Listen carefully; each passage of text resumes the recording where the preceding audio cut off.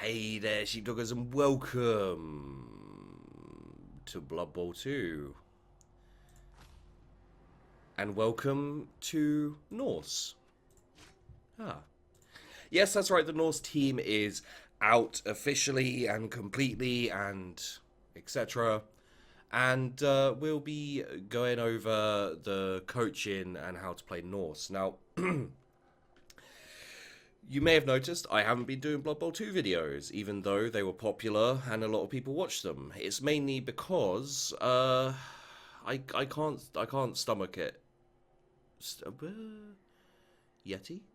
It's mainly because I can't really stomach just doing Blood Bowl 2, and it started to feel like either I had to go full on like just do Blood Bowl 2 all the time and all that kind of thing, or I had to go let's just call the Blood Bowl 2. So I decided, I'm a variety channel, I'm a variety YouTuber, variety streamer. I enjoy playing lots of different games, introducing people to games. I'm not going to lock in to one game. The same thing happened with Plague Inc. Evolved. So, I will, however, out of respect to the fact that a lot of you guys said my coaching videos helped you kind of get better, enjoy the game more, etc., etc., I will do coaching for the Blood Bowl teams. So, with that in mind, the Norse are actually one of my more favorite teams to play as. This is speaking from a perspective of Blood Bowl 1. I assume they're the same here as they were in the one before. You can see here the strength skill level is 2 out of 5. Strengths, versatile team. All players have the block skill. That means they start with the block skill. Frenzy adds a reckless edge to crowd surfing. Weaknesses: low strength for a team with propensity for violence. Basically, they're a bashy team that doesn't have high strength. Your players are almost naked, so their armor value is low. So obviously they're more likely to get injured versus bashy teams. Strength skills are hard to obtain. That one's fairly obvious. Okay, so the team name can be Beard. Beardy.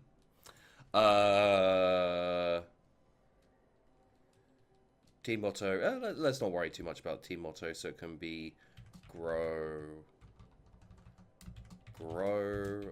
and show. Yeah, let's go with wolves. Wolves are cool. Sure. Ah, Nagaroth, hello. We've got the Old World, we've got Badlands, Under Empire. I guess the mountains. Let's just go with this, and we'll call this place the Den of Beard, because I'm feeling very, very uninspired right now. Nope. Okay, so you got team rerolls: apothecary, cheerleader, coach assistant, fan factor. So let's look at, we'll go from the linemen all the way up to the Yeti. So the linemen, they have 6 movement, not very agile, but not under agile. They're pretty much average. Strength, agility of 3, armor value of 7. So their armor is not the best. They do, however, start with block. However, on doubles agility, doubles passing, doubles strength, which means mostly you're going to be drawing from the general skills. And the linemen, I'd say, are pretty much your players. So, I mean, it's going to really depend what type of things you take, but, yeah, it's they're a good team, but you'll see what their problems are. So again, your thrower, movement 6, strength 3, agility 3, armor value 7. He does get passing on regulars, agility and strength are doubles as usual. So again, he's going to have a limited skill pool to draw from. Is it necessary to get a thrower?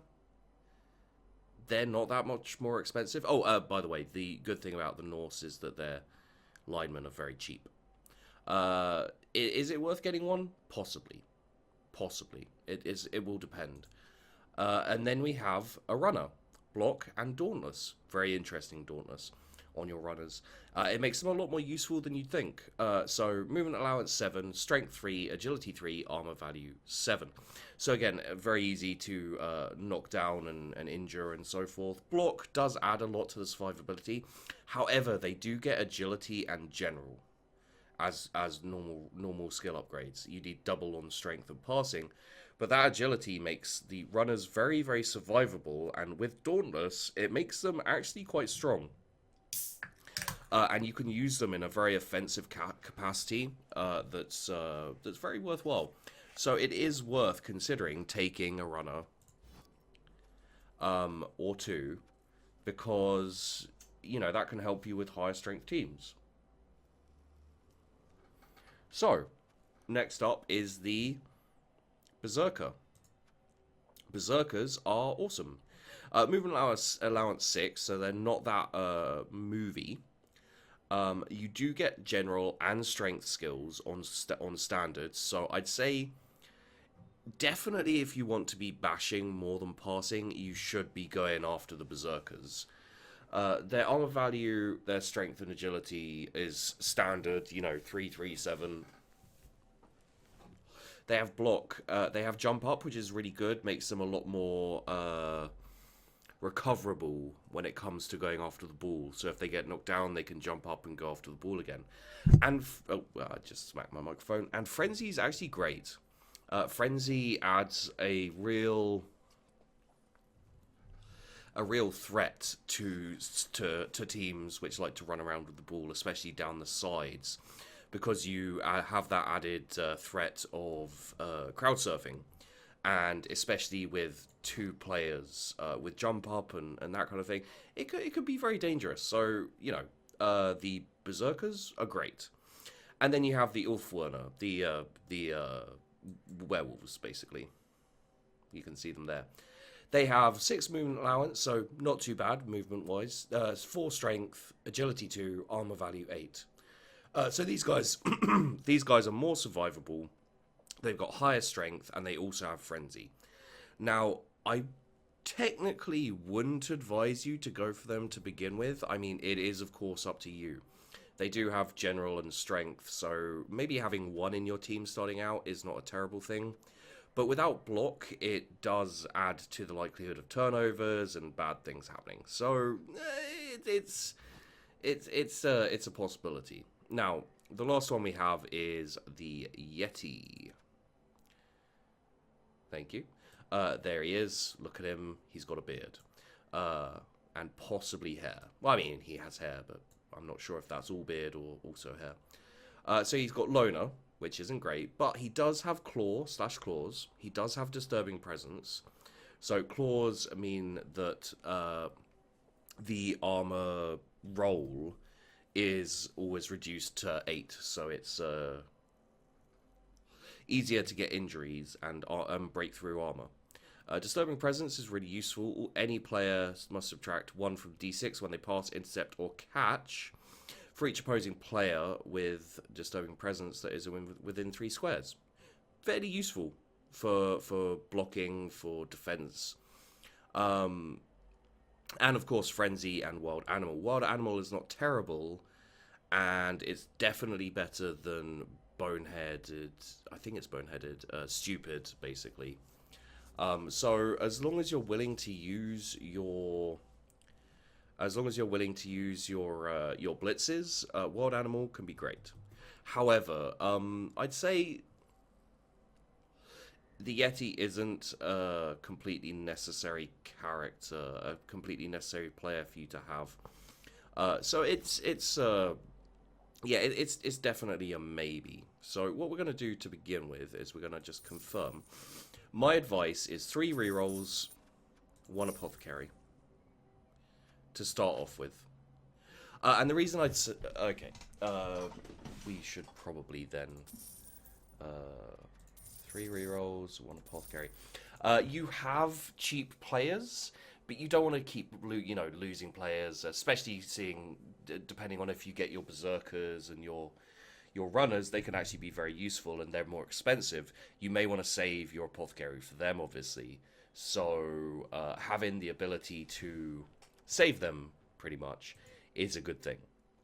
Now, I would say, let's see what we can finagle up. I haven't done, like, aside from having played the Norse before in Blood Bowl 1, I haven't, like, you know, done a whole load of research into the teams, so this is going to be me kind of like having a bit of a play around, and you can watch while I play. Disgusting. So I'd say let's have a look. If probably this, and we still have 50,000 left, so let's reset that. So let's try this. Didn't mean to do that.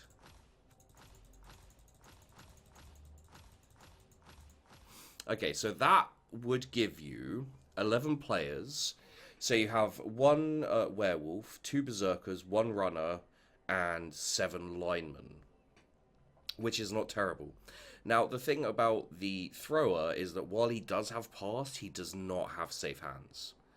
So picking up the ball, you don't get a reroll, so it's not something really you need to worry about. So this, leaving out the thrower is a perfectly valid tactic, and honestly, for 20 extra thousand, having pass is alright, but it's not amazing. You know, your runners don't have catch. It's perfectly valid, I feel, to ignore the thrower almost completely in this team, unless you want to run a passing game. Like a long passing game. I'd say more likely, while you're getting used to the team, I'd advise you to completely skip out the thrower and maybe do this.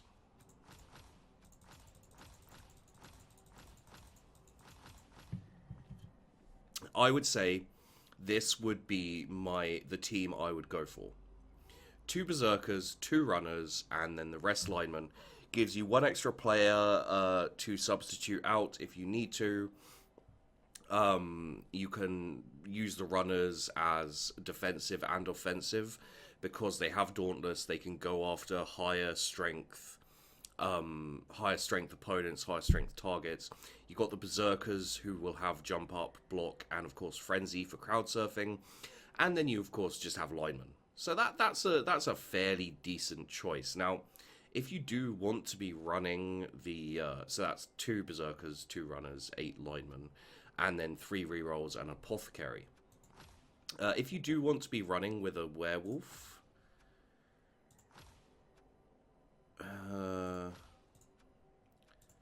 I'd say... this is a possibility. Where you take 2 werewolves, 1 berserker, 1 runner, and then all linemen. It doesn't give you a spare player, but it does give you a decent setup. The only other thing, the only other thing you might want to do, and I'm just going to look into it now because obviously rerolls cost more later. I'd say crap. There we go. I'd say if you want 4 rerolls and an apothecary, then it would probably be 1, 1.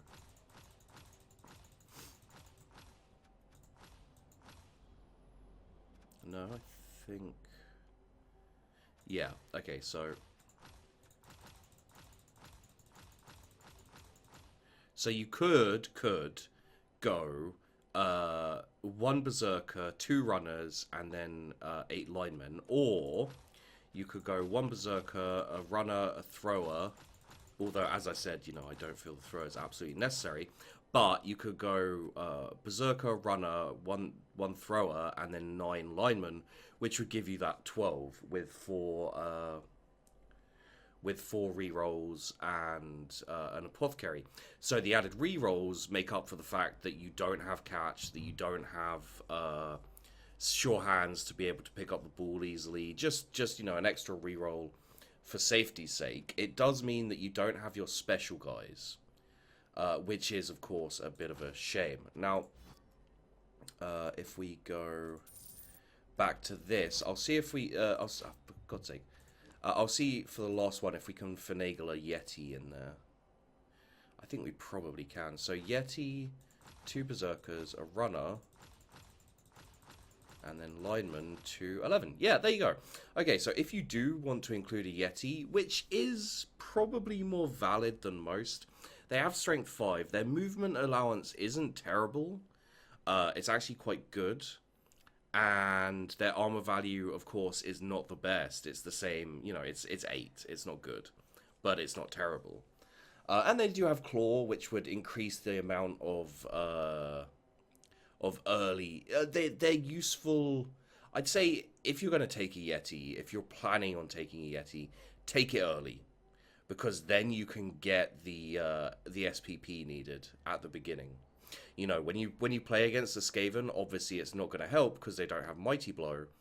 But the Yeti, if you're worried about Chaos teams, Dwarf teams, all those high kind of armor value teams, the Yeti's a great character to take if you're going to be playing against those teams, or if you feel like you're not very good against those teams, because the Claw will give you a little edge that early Chaos teams don't have, that the other teams don't have. You can slice through that armor with your Yeti.